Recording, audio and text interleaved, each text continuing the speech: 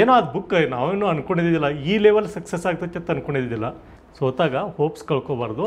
ಈಗ ಭಾಳಷ್ಟು ಏನಾಗ್ತದೆ, ಒಂದು ಸಣ್ಣ ಸೋಲನ್ನು ಬಿಟ್ಟು ಕೊಡ್ತಾ ಇದ್ದಾರೆ. ಸಿ ಎಮ್ ಸಾಹೇಬರು ಭಾಳ ನನಗೆ ಅವರೊಂದು ಸಂದೇಶ ಸಿಕ್ಕಿದ್ದು, ಅದೊಂದು ಲೆಟರ್ ಸಿಕ್ಕಿದ್ದು ನನ್ನ ಬುಕ್ಕಿಗೆ ಒಂದು ದೊಡ್ಡ ಬಲ ಬಂದಂಗಾಯ್ತು ಅನ್ನುವ ಸಂದರ್ಭದಲ್ಲಿ ಅವ್ರು ಬಾನ್ಸ್ ಬೇಕಾಗಿ ಇಡೀ ಸಂಗೀತ ಕ್ಷೇತ್ರವನ್ನೇ ಆಳ್ತಾರೆ KGF ಮೂವಿ ಮೂಲಕ. 100%.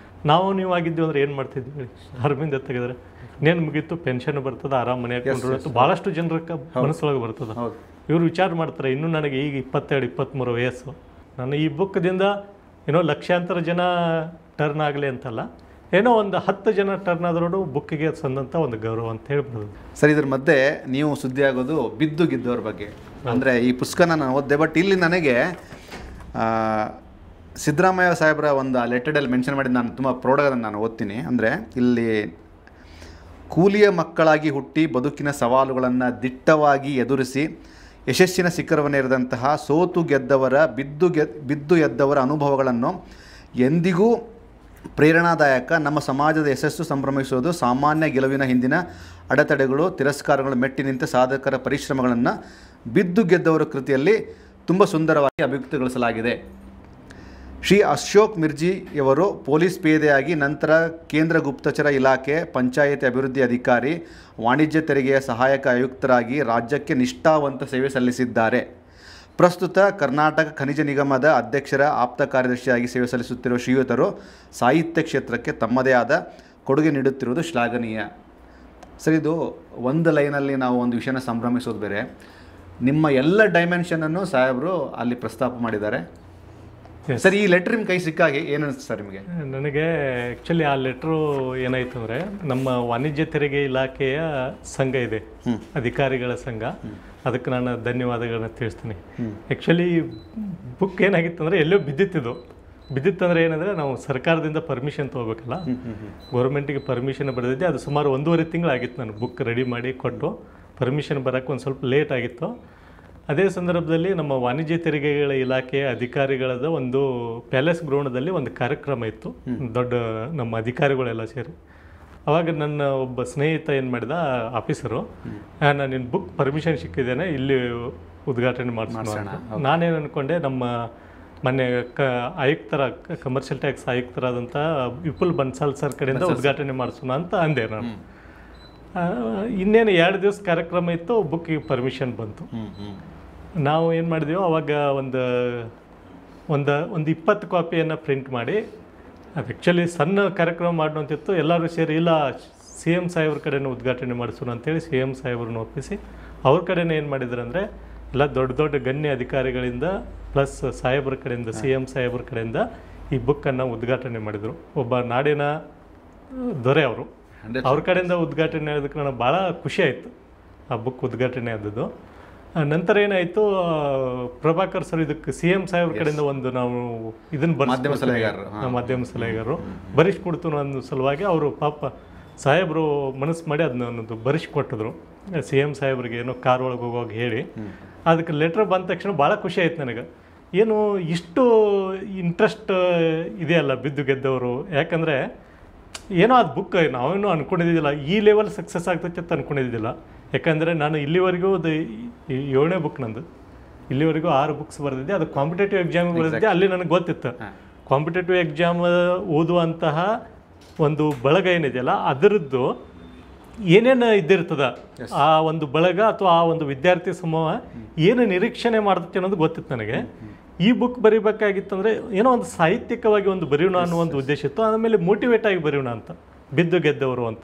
ಅದಕ್ಕೆ ನಾನು ಸೋತಾಗ ಪುಟ ತಿರುವಿ ಅಂತೇಳಿ ಒಂದು ಟ್ಯಾಗ್ಲೈನ್ ಸಕ್ಕತ್ ಸರ್. ಅದು ಯಾಕೆ ಇಟ್ಟನೆಂದರೆ, ಸೋತಾಗ ಹೋಪ್ಸನ್ನು ಕಳ್ಕೊಬಾರ್ದು,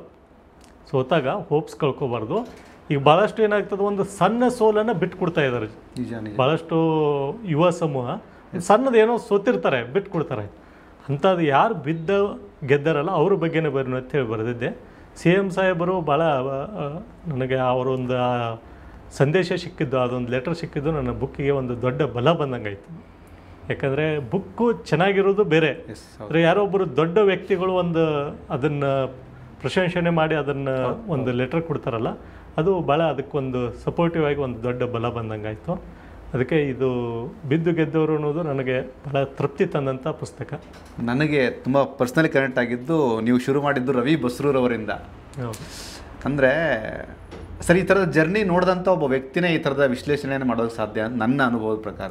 ಎಸ್, ನನಗೆ ರವಿ ಬಸ್ರೂರವರ ಒಂದು ಲೈಫ್ ಸ್ಟೋರಿ ಅಥವಾ ಅವರು ಇನ್ನೇನು ಎಲ್ಲ ಅವರೆಲ್ಲ ಅವ್ರ ಸುತ್ತಮುತ್ತ ಜನ ಎಲ್ಲ ಇನ್ನೇನು ಸೋತ್ರು ಅಂದಾಗ ಇನ್ನೇನು ಸೋತ್ರು ಇನ್ನೇನು ಮುಗಿತಾ ಇವನ ಕತೆ ಅನ್ನುವ ಸಂದರ್ಭದಲ್ಲಿ ಅವ್ರು ಬಾನ್ಸ್ ಬೇಕಾಗಿ ಇಡೀ ಸಂಗೀತ ಕ್ಷೇತ್ರವನ್ನೇ ಆಳ್ತಾರೆ KGF ಮೂವಿ ಮೂಲಕ. 100% ಅಂತ ನಮ್ಮ ಸುತ್ತಮುತ್ತ ಇರುವಂಥ ವ್ಯಕ್ತಿಗಳನ್ನು ತೊಗೊಂಡು ಬರೆದಂಥ ಬುಕ್ ಇದು. ಅವರು ಏನು ನಾನು ಅವ್ರದ್ದು ಭಾಳಷ್ಟು ಇಂಟರ್ವ್ಯೂ ನೋಡಿದೆ ಟಿ ವಿಯಲ್ಲಿ. ಆಮೇಲೆ ಅವರನ್ನು ಪರ್ಸನಲ್ ಆಗಿ ಭೇಟಿಯಾಗಿ ಮಾತಾಡಿದಾಗ ಏನು ಈ ವ್ಯಕ್ತಿ ಈ ಥರ ಅದಾರಲ್ಲ ಅಂತ ಅವರು ನೀವು ಭೇಟಿಯಾದ್ರೆ ನಿಮ್ಗೆ ಗೊತ್ತಾಗುತ್ತೆ. ಇಷ್ಟೆಲ್ಲ ಸಾಧನೆ ಮಾಡಿದ್ರು ಎಷ್ಟು ಸಿಂಪಲ್ ಆಗಿರ್ತಾರಂದರೆ ನಮ್ಮ ಜೊತೆಗೆ. ಭಾಳಷ್ಟು ಸಂದರ್ಭದಲ್ಲಿ ಎಷ್ಟೋ ಸಣ್ಣ ವ್ಯಕ್ತಿ ಇದ್ರೂ ಅವ್ರಿಗೆ ಸರ್ ಅಂತ ಮಾತಾಡಿಸೋದು ಇವೆಲ್ಲ ನನಗೆ ಭಾಳ ಹಿಡಿಸ್ತು. ಅದಕ್ಕೆ ಈ ಪುಸ್ತಕಿಗೆ ನಿಜವಾಗಲೂ ಫಸ್ಟ್ ಚಾಪ್ಟರ್ ಬರೋಕ್ಕೆ ಇವರೇ ಸೂಟೇಬಲ್ ವ್ಯಕ್ತಿ ಅನ್ನುವ ಸಲುವಾಗಿ ಬರೆದಿದ್ದೀನಿ. ಸರ್, ನನಗೆ ಇನ್ನೊಂದು ಸ್ಟ್ರಾಂಗ್ ರೀಸನ್ ಅಂದರೆ ಬಿದ್ದು ಗೆದ್ದವರ ಹಿಂದೆನೇ ಅಶೋಕ್ ಮಿರ್ಜಿಯವರು ಯಾಕೆ ಬಿದ್ದರು ಅಂತ. ಹಾಂ, ಎಸ್. ಆ್ಯಕ್ಚುಲಿ ಬರೇ ಗೆದ್ದವರನ್ನು ಮಾತ್ರ ನೋಡ್ತಿರೋ ಜೀವನದಲ್ಲಿ ಗೆದ್ದವರನ್ನು ಮಾತ್ರ ನೋಡ್ತೀವಿ. ಈ ಬಿದ್ದು ಗೆದ್ದವರ ಹಿಂದೆಲೇ ಬೀಳಬೇಕಾಗಿತ್ತಂದರೆ ಮೂಲ ಕಾರಣ ಏನಂದರೆ, ನಾನು ಇದರೊಳಗೆ ಬೇರೆ ಬೇರೆ ಡೈಮೆನ್ಷನ್ಸ್ದಲ್ಲಿ ಕವರ್ ಮಾಡಿದ್ದೇನೆ. ಸಾಹಿತ್ಯಿಕ ಆಗಿರ್ಬೋದು, ವೈಜ್ಞಾನಿಕವಾಗಿರಬಹುದು, ಅಥವಾ ಬಿಸ್ನೆಸ್ ಮ್ಯಾನ್ಸ್ ಆಗಿರ್ಬೋದು, ಅಥವಾ ಸಾಹಿತ್ಯ ಲೋಕ ಆಗಿರ್ಬೋದು, ಅಥವಾ ಎಜುಕೇಷನ್ ಫೀಲ್ಡ್ ಆಗಿರ್ಬೋದು. ಬೇರೆ ಬೇರೆ ಡೈಮೆನ್ಷನ್ಸ್ದಿಂದ ಕವರ್ ಮಾಡಿದ್ದೀನಿ. ಟೋಟಲ್ 41 ಜನರದ ಬೇರೆ ಬೇರೆ ರೀತಿಯಾದಂತಹ ಚಾಪ್ಟರ್ಗಳನ್ನು ತಗೊಂಡು ನಾನು ಕವರ್ ಮಾಡಿದ್ದೀನಿ.